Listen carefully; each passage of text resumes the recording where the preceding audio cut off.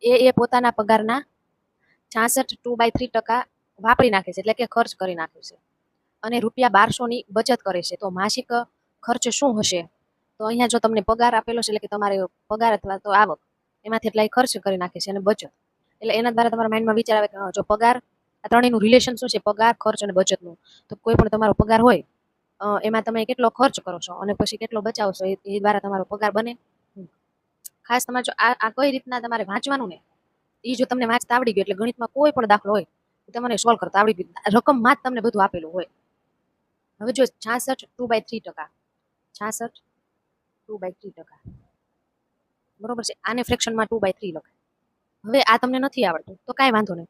હવે જો 66 ગુણ્યા આ અને આ, એ બંનેનું રિલેશન ગુણાકારમાં હોય, અને આ 66 અને આ પ્લસ આ બેનું રિલેશન પ્લસમાં હોય, તો કાંઈ વાંધો નહીં. જો 66 ગુણ્યા આપણે 3 કરવાના, તો 6 તેરી 18, 1, 6 તેરી 18 ને 1 19, તો 198 આવ્યા.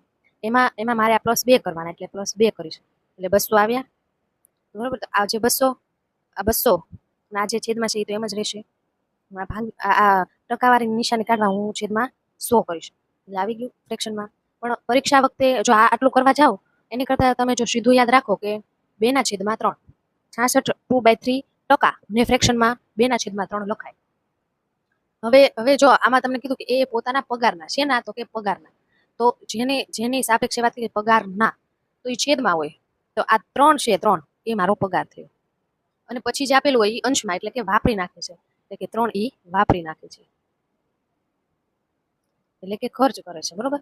હવે ધારો કે પગાર છે, પગાર એ મારો 3x, હાલો હું 3x એમ ધારી લઉં. બરોબર. આમાં પગાર મારો 3x છે, એમાંથી હું ખર્ચ કેટલો કરું છું? ખર્ચ હું 2x નો કરું છું. તો બચત મારી કેટલી થશે? તો બચત મારી 1x અથવા તો x, બંને એક જ થાય. પણ પછી હાવ કઈ પાંચમું છઠ્ઠું ભણતા હોય 1x નહીં લખવાનું, બચત બરાબર x થશે.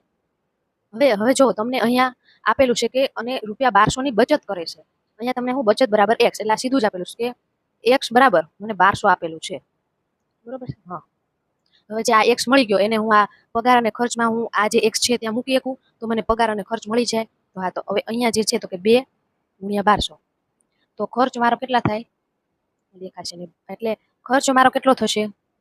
તો ખર્ચ મારો થશે 2400. તો પગાર કેટલો હશે? બરોબર. તો 1200 ગુણ્યા 3, એટલે આ મારો થઈ જશે 3600. તો પગાર મારો 3600 થઈ જશે. એમાંથી ખર્ચ હું કેટલાનો કરું છું? તો કે 2400 નો. અને બચાવું છું કેટલા? તો કે 1200. અને મને હું પૂછ્યું છે તો કે ખર્ચ, તો ખર્ચ કેટલો થશે? 2400. તો મારો જવાબ આવી જશે બી.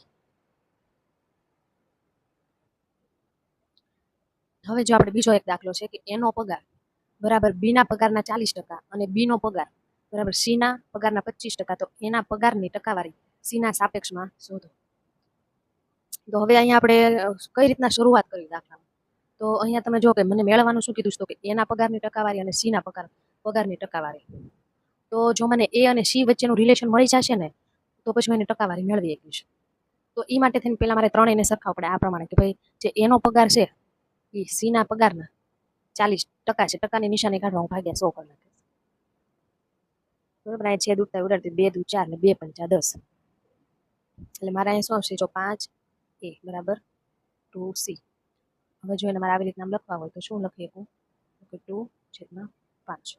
જો આ બંને સેમ છે 5a, પણ આને મેં શું અંશ અને છેદમાં લખ્યા. બરોબર. અંશ અને છેદનો જ તે ખેલ છે. હવે શું છે, આ ગમે દાખલામાં તમે જોશો કે હું છેલ્લે આ જ લાવી નાખું છું. જોજો તમે આ આવી જશે. બરોબર. અને આને રેશિયો, આને આવી રીતના છે, એને તમારે એમ કિંમત રૂપે લખવું હોય તો સી બરાબર હું 5x લખું અને એ બરાબર હું 2x લખું. પણ મારો મેઇન ગોલ એ જ હોય કે હું આવા ફોર્મમાં હું લાવી નાખું. બરોબર છે. હવે એ અને સી નું તો મેં લાવી નાખ્યું નહીં, એ અને સી નથી, સોરી, આમાં બી આપેલું છે, બી, સોરી, આ બી અને એ અને બી નું રિલેશન મળ્યું. અને બી નો પગાર છે એ સી ના પગારના 25% છે. 25% ટકાની નિશાની કાઢવા હું ભાગ્યા 100 કરીશ. અને 25 ચોક 100. બરોબર. હવે આ જે છે એ જો આ છેદમાં છે તો બરાબર ને આ છેડ આવે તો અંશમાં થઈ જશે. તો 4b બરાબર, આ કાંઈ નો એટલે 1c. તો બી અને સી તો 1/4 આવું થાય. જો બરોબર. જો અમે આ ફોર્મમાં લઈ નાખ્યો બંને. હવે જો આમાં તમે જો કોમન કયું છે તો કે બી. તો બી કોમન છે તો એ સરખું હોવું જોઈએ. કોમન સરખું છે. કોમન શું છે તો કે બી સરખું છે તો કે ના. તો કોમન કરવા મારે શું કરવું પડશે? તો મારે બીને હું જો ગુણ્યા 5 કરું ને તો મને 5 બંનેમાં હરખું મળી જાય. પણ કાંઈ ખાલી અંશમાં 5ને ન ગુણો.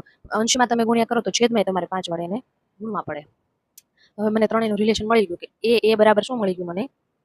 2x. 2 જો એમના મારે લખવું હોય તો હું શું લખી શકું? a જેમ b જેમ c. શું મળ્યું? તો કે 2 જેમ 5 જેમ 5 ચોક 20. આવું મળ્યું મને ત્રણેયનું. હવે શું કીધું છે? તો એના પગારની ટકાવારી સીના સાપેક્ષમાં. હવે મેં આગળ પણ સાપેક્ષ ટકાવારીમાં આવી રીતના મારે કોઈ પણ ટકાવારી મેળવવી હોય, કોઈ સંખ્યા આપેલી હોય મારે ટકાવારી મેળવવી છે, તો મારે ગુણ્યા 100 કરવા પડે. છેદમાં શું આવશે? તો જેની સાપેક્ષે આપણે ટકાવારી કાઢવાની હોય તે.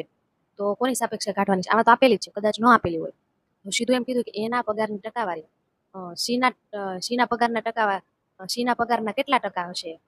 તો પછી તમારે સમજી જવાનું કે સીના પૂછ્યું સીની સાપેક્ષે, તો સી કેટલા છે? તો કે 20 છે. અને કોનો? તો કે એનો પગાર કીધો છે. આગળ શું કઈ વધારે ઓછું કીધું છે? ના, નથી કીધું. તો મારે સીધો એનો પગાર કેટલો છે? તો કે 2 છે. એટલે હવે જે છેદ ઉડતા છે ઉડાડી દઈશું. 2 પંચાને 10, 5 ગુણ્યા 10. એટલે મારો જવાબ આવશે 10%. 10% આન્સર આવશે.